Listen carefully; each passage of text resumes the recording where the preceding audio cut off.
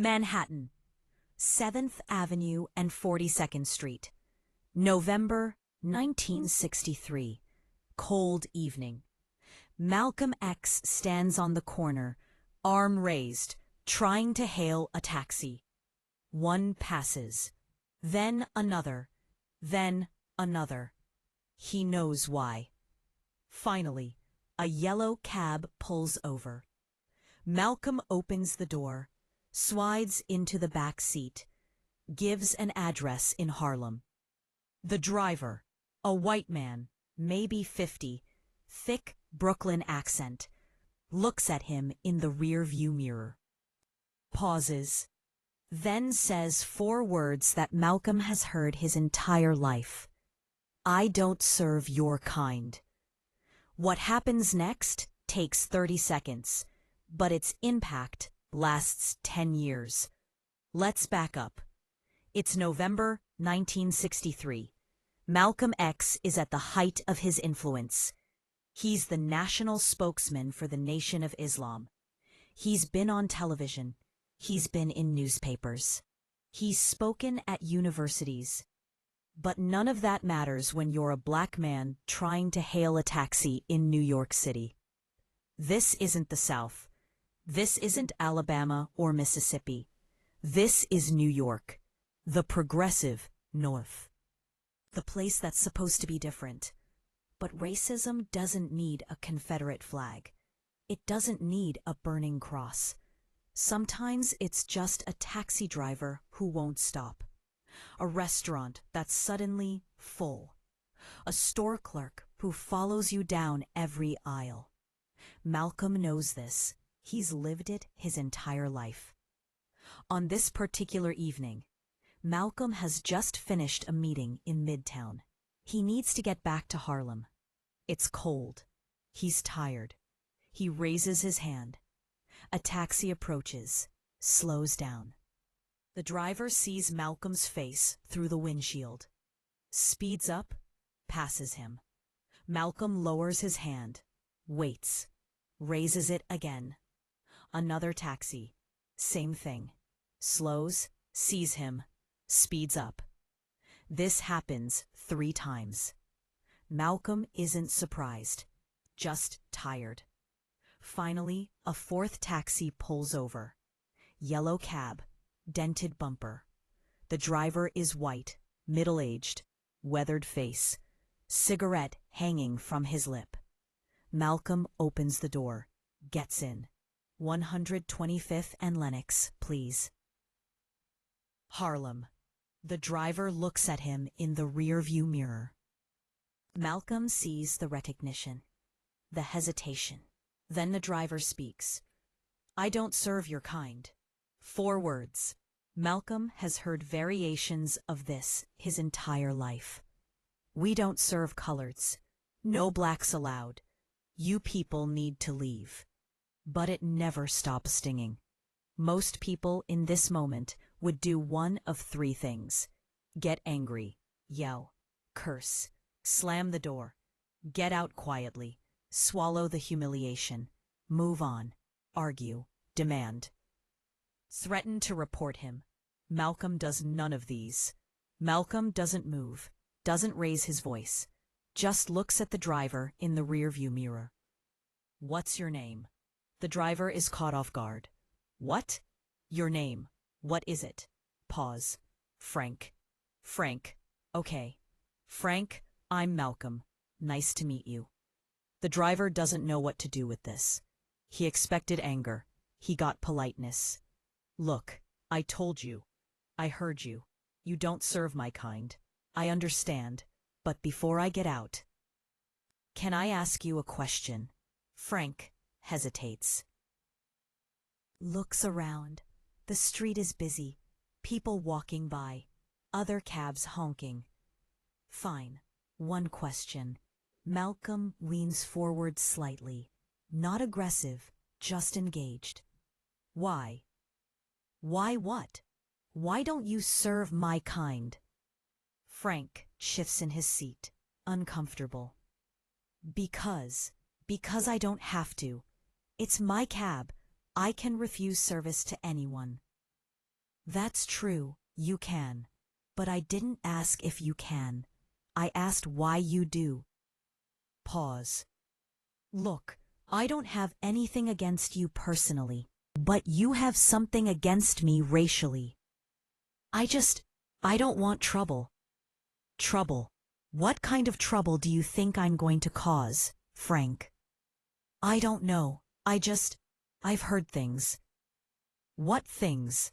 About your people. About crime. About violence. Malcolm nods, doesn't argue, just listens. So you think because I'm black, I'm going to rob you? Hurt you? I didn't say that. You didn't have to. That's what I don't serve your kind means. It means you've decided who I am before I've said a word, before I've done a thing. Frank doesn't respond, just stares ahead. Malcolm continues, calm, steady. Let me tell you something, Frank. I'm 38 years old. I've been refused service more times than I can count.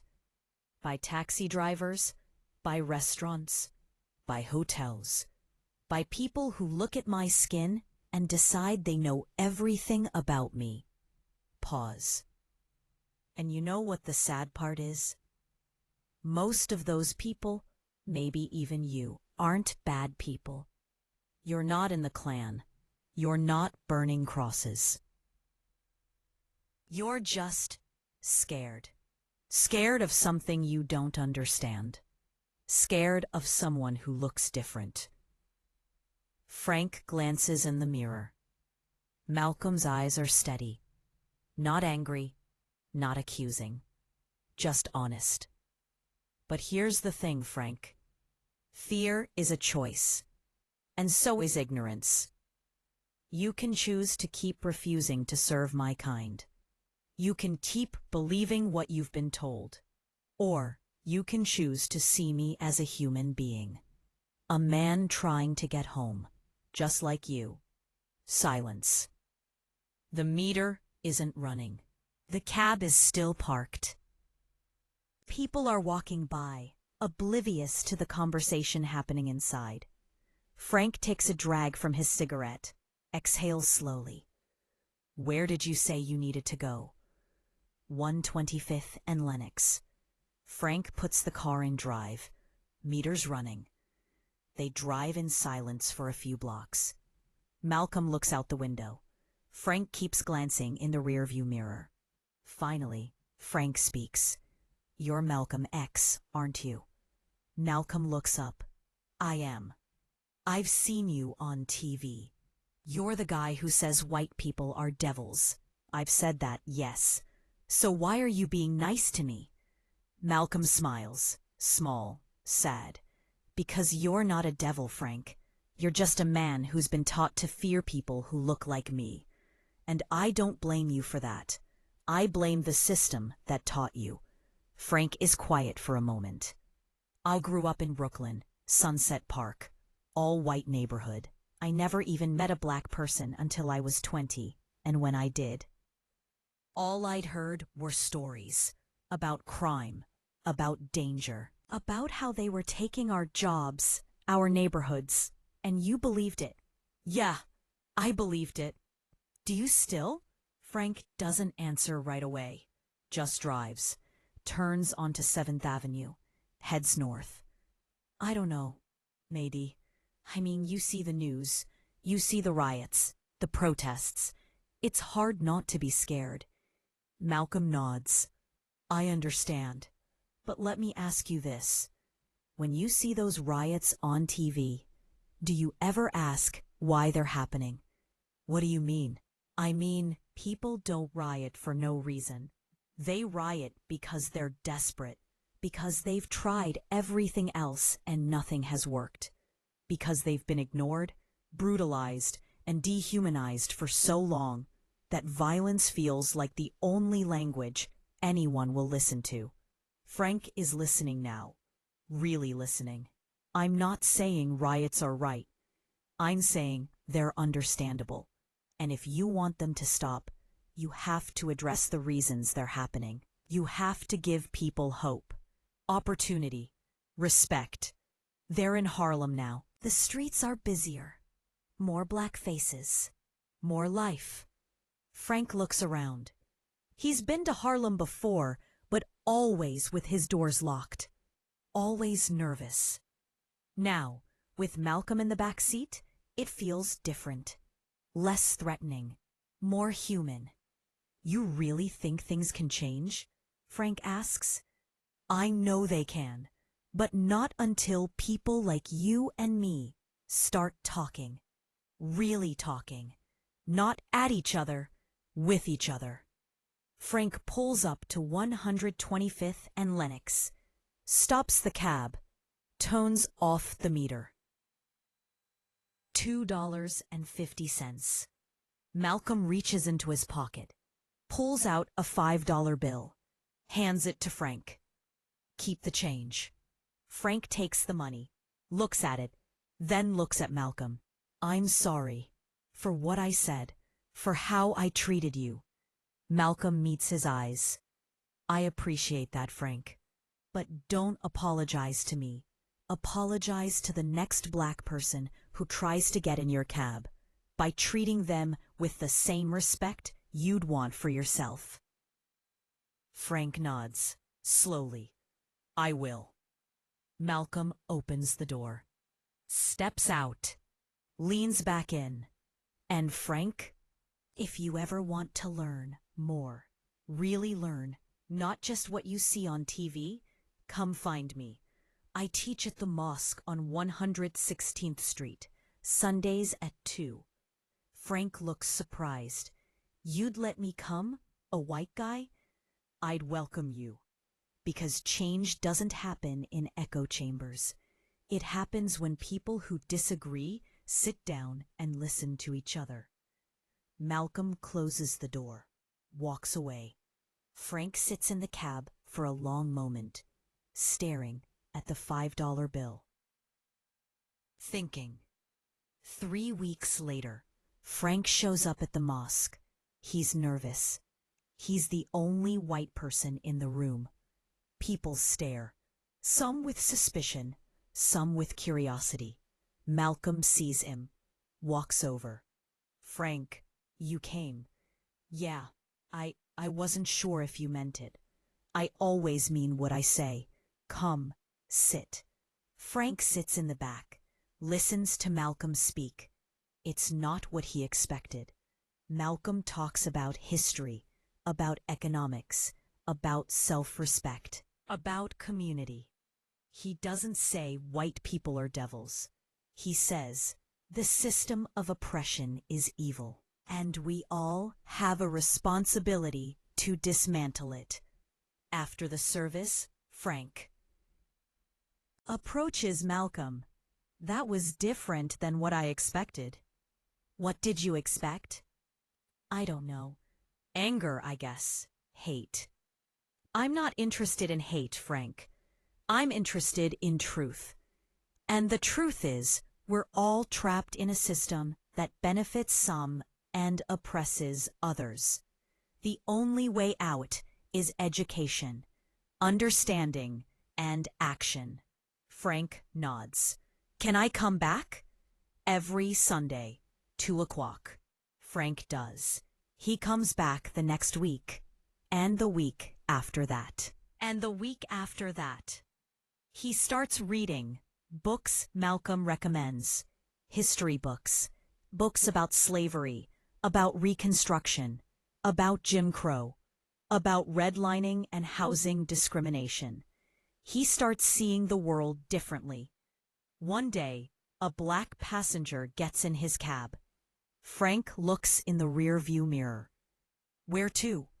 The passenger gives an address, looks nervous, like he's expecting to be refused. Frank starts the meter, drives, makes conversation.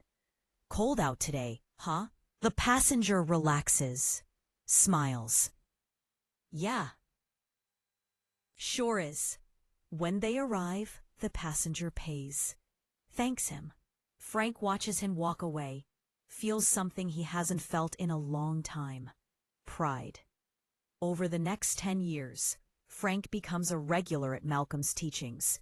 He brings friends, other cab drivers, people from his neighborhood. Some stay, some leave, but Frank stays. In 1965, when Malcolm is assassinated, Frank is devastated. He attends the funeral, stands in the back, cries. After Malcolm's death, Frank continues going to the mosque, continues learning, continues teaching others. He starts a small group in his neighborhood: white working class guys, cab drivers, construction workers, bartenders. He teaches them what Malcolm taught him about history, about systemic racism, about how to be an ally. Some think he's crazy. Some call him a niggin lover. But Frank doesn't care, because he knows something they don't. He knows what it's like to be ignorant. And he knows what it's like to be free. In 1973, Frank writes a letter to Malcolm's widow, Betty Shabazz. "Your husband changed my life. I was a bigot. I was scared. I was ignorant. And in 30 seconds, he showed me a different way. I will spend the rest of my life honoring his memory by treating every person I meet with the dignity he showed me." Betty writes back, "Thank you for sharing this. Malcolm believed that people could change. You are proof that he was right. So what's the lesson? Malcolm X could have gotten angry. He could have cursed Frank out. He could have reported him. He could have walked away and written him off as just another racist. But he didn't. Because Malcolm understood something most people don't. You can't fight ignorance with anger. You fight it with education. Frank wasn't evil. He was ignorant. And ignorance isn't permanent. It's a choice. A choice to stay comfortable in what you've been told instead of seeking the truth. Malcolm gave Frank a choice. And Frank chose truth. So let me ask you this. How many Franks are in your life right now?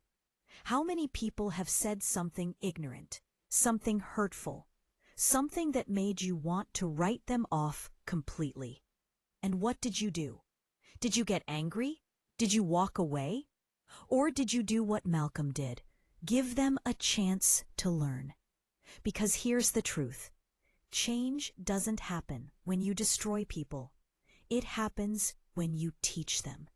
Malcolm didn't destroy Frank. He educated him.